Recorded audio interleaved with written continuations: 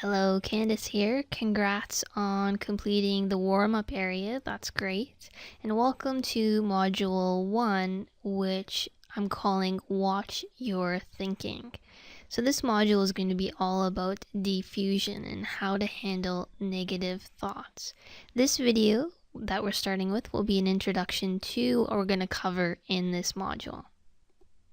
So have you ever had a voice inside your head say something like, "You'll fail. You'll be rejected. You're not ready for it yet. Better put it off till later." Or, "You're going to embarrass yourself." If you think back to Sam thought they'll think I'm weird, as if she were literally weird, so she didn't approach anyone at her office parties. For Charlie, the mere thought of speaking up at a meeting brought on palpitations as if he were actually speaking, so he chose not to say anything. Now, for simplicity's sake, I'm going to refer to memories, thoughts, and images like these collectively as thoughts. Okay, so when I'm referring to thoughts, just know that I'm also referring to memories, images, plans, assumptions, attitudes, and so on. Now, to develop lasting social confidence, we need to know three things. Number one is how to handle our thoughts and feelings effectively. Number two is how to take control of our actions even when our thoughts and feelings are negative or uncomfortable. And number three is how to engage fully in whatever we are doing, irrespective or regardless of the thoughts and feelings we are having. Okay, so in this module, we're going to be looking at thoughts first, and we're going to leave feelings until the next module, since feelings are easier to deal with once we can handle our thoughts. So, what exactly are thoughts? Well, thoughts are basically words and images inside our head.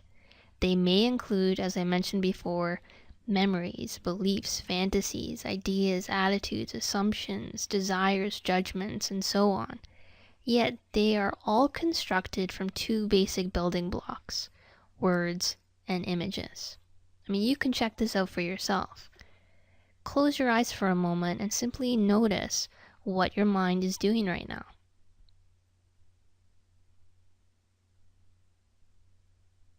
Did you notice some words which perhaps you heard like a voice, or maybe you saw like writing, or maybe you saw some pictures, or a combination of both? The funny thing is, even if you thought, "I'm not having any thoughts," that's still, of course, a thought. If you wait long enough, words or images will always pop up eventually. I mean, how many thoughts do you have in just the space of a day? Hundreds upon thousands? And it never runs out, does it? Your mind always has something to say. And you may have noticed that the mind has a tendency to be negative, right? However, that's perfectly natural and normal. The human mind has evolved to think negatively. The human mind has evolved to think negatively. Okay, think back to our ancestors. In those days, we had 4 basic needs: food, water, shelter, and sex. Yet none of those things were important if you're dead, right? So the number one job our mind had was to keep us from getting killed. And how does a mind do that? Well, it looks around for danger. 100 years ago, if your mind was not good at doing this job, at looking for danger, then you didn't live very long. Bears, wolves, saber-toothed tigers, woolly mammoths, avalanches, volcanoes, rival tribes. I mean, what do you think would have happened to a fearless, carefree human who only noticed good things, thought positively that nothing could go wrong? That person would have been eaten, trampled, or killed pretty quickly, long before they had a chance to reproduce. So that's who we've evolved from. Ancestors who are always on the lookout, always alert for danger, always prepared for the worst. So it's no surprise that our modern brains are always trying to anticipate what could hurt us, always trying to predict what might go wrong. And it's no wonder we all have so many doubts, worries, concerns, and fears of failure. This is not a sign of weakness or a defective mind. It's a perfectly natural byproduct of evolution. And that's why, even if we diligently practice positive thinking every day of our lives, we can't stop our minds from generating negative thoughts. That is how we have evolved. When it comes to training the mind, Zen masters are the equivalent of Olympic athletes. Okay, so that's why I love this ancient parable so much. One day in a monastery, a novice approaches the head monk and says, "Master, how do I find the greatest Zen master in all the land?" The head monk scratches his head and thinks for a moment.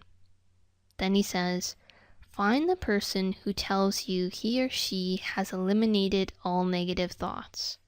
And if you find such a person, you'll know that's not who you're looking for." In other words, even the greatest Zen masters have negative thoughts. So, what is your mind telling you right now? Is it relieved to know that you're normal? Maybe excited or curious about what comes next? Maybe skeptical or worried that you'll just have to put up with these negative thoughts? Well, in this module, you're going to discover how to do what really matters to you regardless of what your mind is telling you, regardless of the negative thoughts that may come up.